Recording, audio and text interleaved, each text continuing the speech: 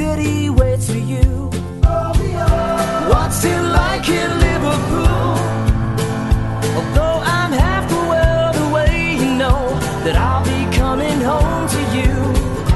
Can you raise a smile? Can you make it all worthwhile? Without you, I don't know what I would do, but I'll be home soon.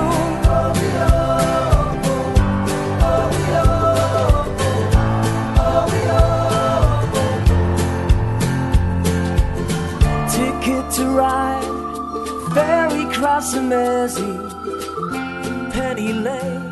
Hi, welcome to this edition of Liverpool's Destination USA.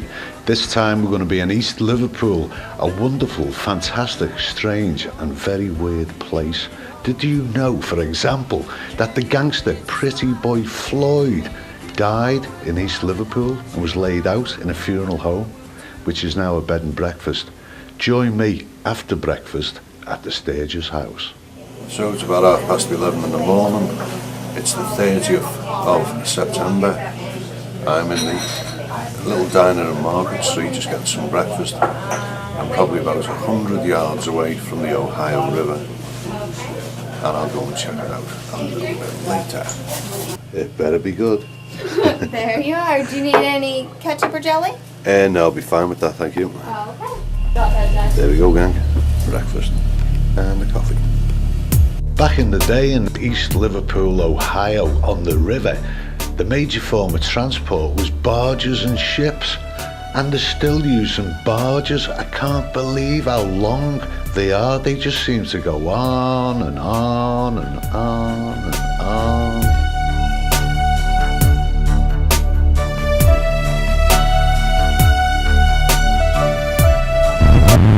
Well, it's Saturday and I've been here for less than 24 hours and already I'm really bored to death. There's nothing happening. Nothing. It's asleep, man. It's a ghost town. Or is it?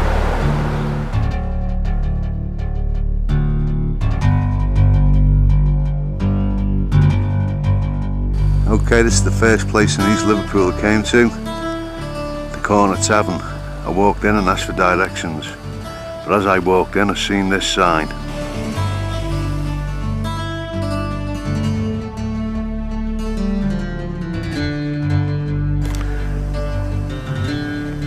Okay, in East Liverpool, and there's not a lot happening. John N. Taylor, an owner of KT&K Pottery Company, built a 3-storey Victorian mansion on this site and was once visited there by President William McKinley. The home was demolished to allow the construction of the new City Hall. Hey, and that's it. Cool.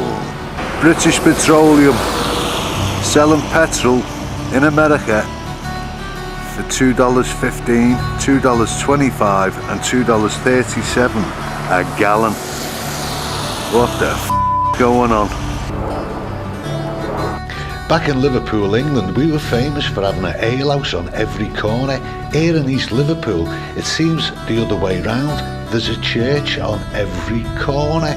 Unbelievable. Starting off on this block, we've got the First Baptist Church of East Liverpool, and on the other end of the block we've got St Aloysius, and I haven't even started yet. There's churches on virtually every block. I wonder if they all worship the same God.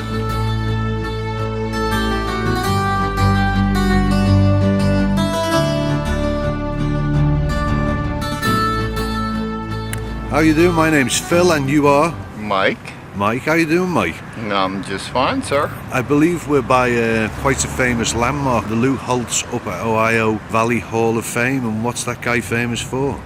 He was head coach at Notre Dame University. And they have a good record? Yes, he took them to the national championship 2 years. And when was this? This was in 86 and 89. And his Hall of Fame, is that for just? Yes, sir. He is an East Liverpool resident, and they set a Hall of Fame up for him. Excellent. He was born and raised in East Liverpool, and we're very proud of it.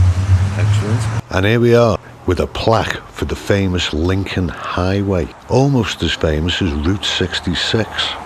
But back in the days of Lincoln, people used to get around on horses, not on motorbikes and cars.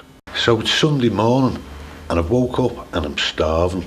So I thought I'll have a little walk around town and see if I can find somewhere where I could have something to eat. Okay, we're on the rough edge of town, I guess. We're in Blake Kelly Street. So I find this place called the VFW. And VFW means Veterans of Foreign Wars. It's a bit like the American Legion or the British Legion, where ex-servicemen sort of congregate and have a club. How you doing? I'm Phil. Phil and Nick. But this particular club, and most of them in America, they actually put on breakfast for people who are sort of in need of feeding on a cheap budget. So I turned up and thought I'll give it a go. I'm here from Liverpool in England and I've came all the way to sample your VFW 66 breakfast. Oh, no kidding. Yeah, okay, I'll take everything. So I'm gonna be on TV now. Does this make me look fat? No, it doesn't. Your fat makes you look fat. So because I've ordered everything, I've been served with pancakes and syrup. Course number one. Hey, enjoy your meal, man. I certainly will. Thank you so much. Yeah. So we got a beautiful breakfast. Thanks for supporting our establishment. It's the least Well, I you can can't do. spell that word. Well, I can say it. Okay. Is this a double act? There was a swap of people from our Liverpool to your people? Yeah, that was Nick. When was that? When we had the exchange back in the day when all them people from Liverpool came.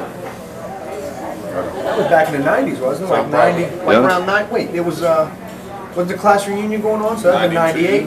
92, 98 was the class reunion. Yeah. Uh-huh. Yeah, so that's when it was. Yeah, back in the 90s. Wow. Yeah, there was a bunch of the kids came over and everything.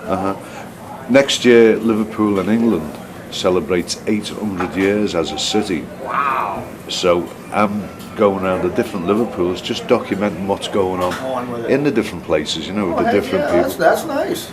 Yeah, well, we got a lot of ancestry from Liverpool over there that has course, been here yeah. and that stayed here and everything. Hey, get the cook. Yeah, you gotta get the cook. Yeah, the Where's the cook? Thank you very much for my breakfast. I really enjoyed you're it. welcome. My Thank hands you. are wet. Don't worry about it. Mine is shaking. I really enjoyed that. Well, thank you. Is this a regular occurrence or Every Sunday. every Sunday? I think you're doing a wonderful thing with the community by doing this. I think it's great. Thank you. We need to take this up back home in England. Wow, what can I say? Absolutely fantastic people. Looked after me, fed me, watered me, and just real good fun to be with. Sidewalks are beat up a little bit. Some of the buildings are derelict, but the community spirit is alive and well here in East Liverpool. Normal working classes bound together by a little bit of poverty, a little bit of pressure, tend to help each other out. Well, up to now, the only thing I've discovered hotel-wise, right in the centre of town, is one bed and breakfast called the Sturgis House. I'll go and check it out and see if there's any ghosts. Used to be a funeral home, and this is where they laid the body of Pretty Boy Floyd when he died, here in East Liverpool, the famous gangster.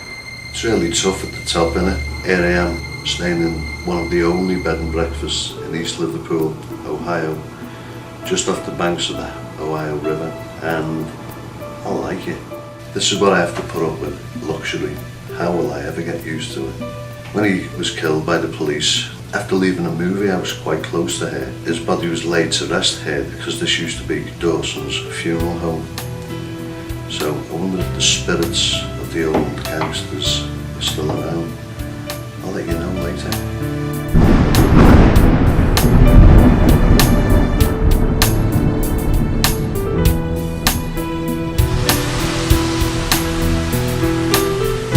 Well, I was getting a little bit homesick, and now it's starting to rain.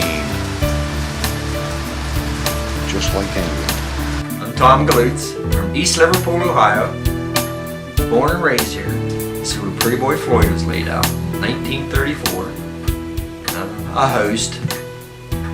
Take phone calls or welcome a guest in. A lot of times I just sit here on my duff. Right, so you're going to be the first guy in East Liverpool with a genuine Liverpool, England baseball cap. Wow, thank you, sir. Great. And It's perfect. it does, yeah. Look at that. All right. Two Liverpoolians. All right. Cool. What a team. So the only surefire, steady business is Mr. Dawson's. Yeah. Yep. And I noticed People were dying to get in there. and I believe Mr. Dawson's name is Digger. I'm just going to do that again. Tourism. Terrorism. Terrorism. There's big investments in terrorism in this town, right? And everyone was arguing over who was getting the money. But it's the accent. I thought you were saying terrorism. Terrorism, tourism. One of the other reasons I'm doing it, Liverpool in England is 800 years old next August. Okay. So we'll try and bring everybody together.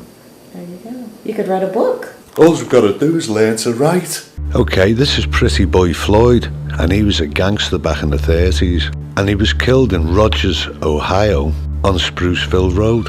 And at the time, there was potteries in East Liverpool, Ohio. And this death mask is made out of slip that they used to make dishes out of. So they formed it and made his face. And if you look really closely, you can actually see his eyelashes and the part in his hair. And he was a robber, and he did kill people. And he was also married, and he had a son. And he was from Sallisaw, Oklahoma. And this particular piece of mechanical whatever actually went behind the neck of the corpse to hold his head up. What's it like in Liverpool? Although I'm half the world away, you know that I'll be coming home to you. Can you raise a smile? Can you make it all worthwhile without you? I don't know what I would do. And here we have a photograph of Pretty Boy Floyd's family. Mother, father, brothers and sisters. And this woman here, who's Pretty Boy Floyd's sister, actually died in 2002, and she was 100 years old. And then she showed me a book that had been wrote by a local attorney, Tim Brooks.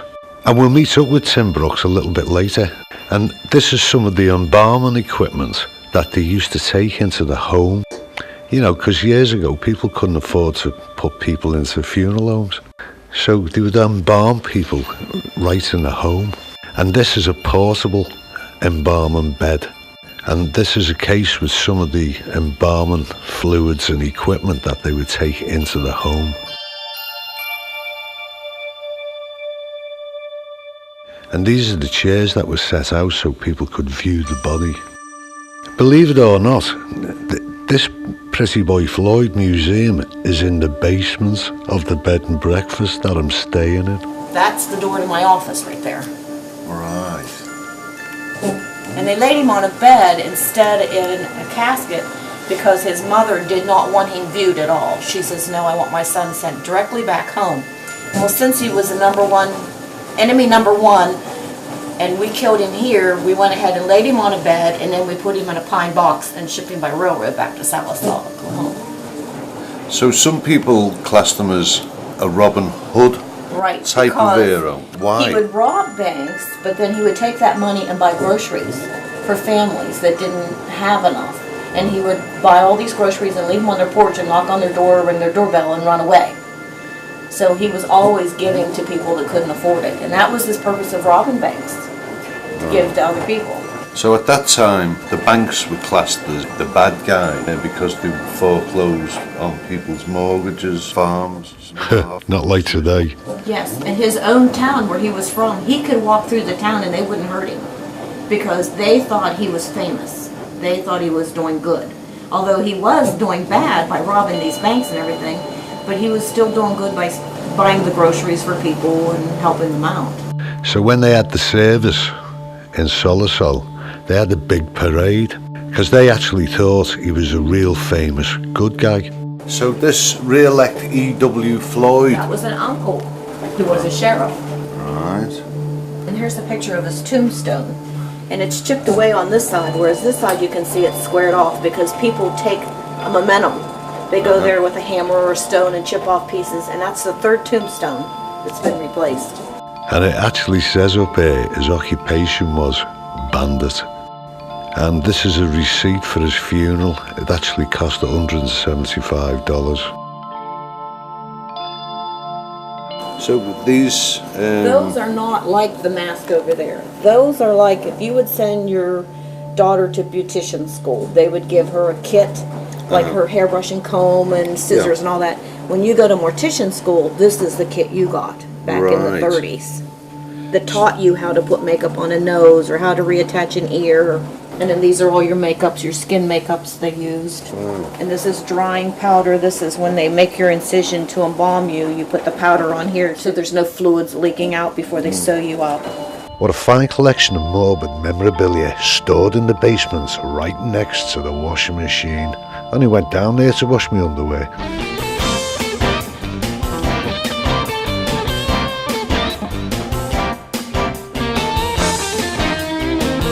So here we are at the Best Western Hotel in Akron, and I've been invited by a guy called Dave, who's the leader of a band called Abbey Road, and we're here at the very first Beatles Festival. I'm actually an ambassador from Liverpool in England. Hey! Woo! And only 5 weeks ago, I only got an invitation off John Gilbert, the leader of the band, to come and watch a gig. Next thing, he got me on stage, and I'm the MC for the night. Tonight for Abbey Road, and officially welcome them to our Liverpool in England. And this is the inauguration of the first time that there's going to be a Beatles festival on a regular basis, organised by Abbey Road. I give you Abbey Road. Hey, everybody can do a great American accent, but these Americans, they can't do a Scouse one. Many years ago, just out of Liverpool, going into Hamburg, they were working with Tony Sheridan. Well, that's really cool. And guess what? When I came off the stage, I was actually asked, was my Scouse accent real? My body lies over the sea. My body lies over the ocean. I wrote a tribute to about John after he got shot in 1980. I wrote a song called Your Tiny Little Gun, and I put that on album number 2 just for this affair, for this event, and that's a special tribute to John.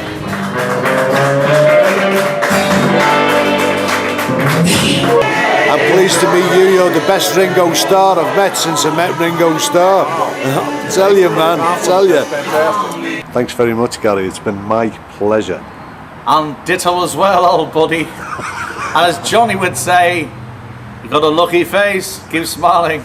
This next song Paul McCartney wrote back in '64, and he was going out with a girl back then. In England we call them birds. Picture yourself in a boat on a river with tangerine trees and marmalade skies. That's cool. Let's do it for you, extra large.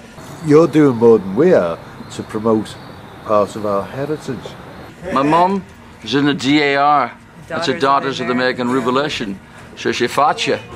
So after John Lennon was assassinated, we put this band together to try to give people an idea what a Beatles concert was like. It was not so much for the money the way thing. you're doing it. See, this is my hat. This is mine. We're the only band that has a picture of John. You know what I'm John saying? and George out in front, because Cynthia Lennon saw that.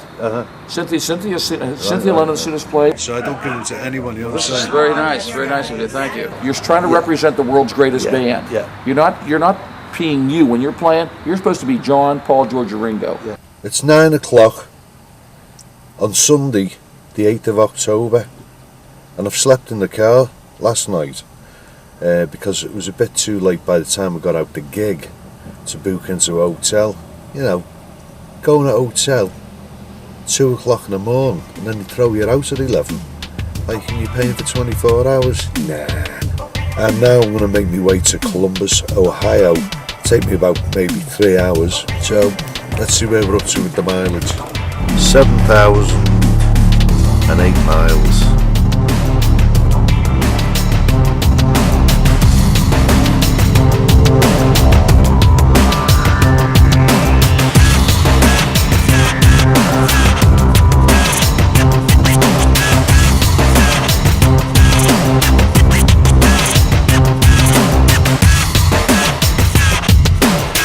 Apparently West Nile fever is rife round here. A few people have had it.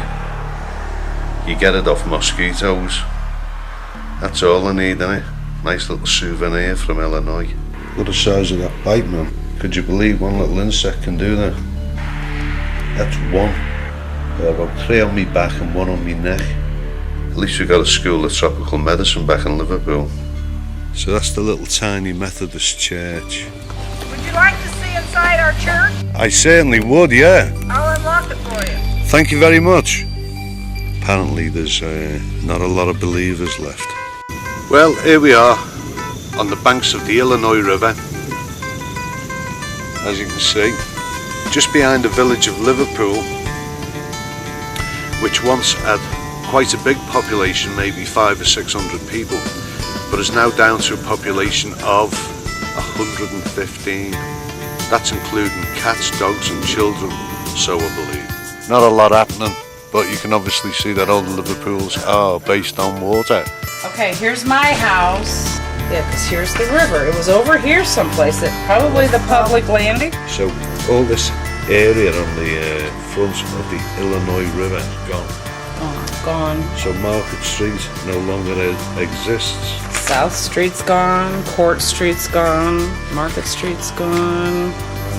Elliott Street, this portion of Elliott Street is gone, but there is a house. This is an aerial photograph that's probably been taken quite recently, and overlaid is a plan of the original town of Liverpool, which unfortunately has been consumed by the river.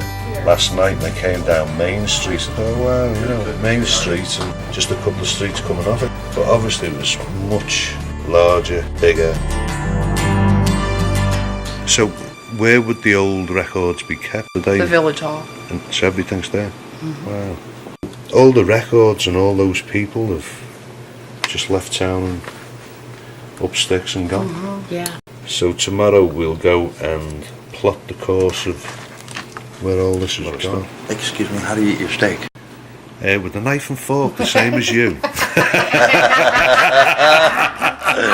Liverpool sense of humour, and you got it. I'd like it well done if possible. Well, I hope you enjoyed that episode. We'll see you next time. Although I'm half the world away, you know that I'll be coming home to you. Can you raise a smile? Can you make it all worthwhile? Without you, I don't know what I would do. But I'll be home soon. What's it like in Liverpool? Although I'm half the world away, you know that I'll be coming home to you. Can you raise a smile? Can you make it all worthwhile? Without you, I don't know what I would do. But I'll be home soon.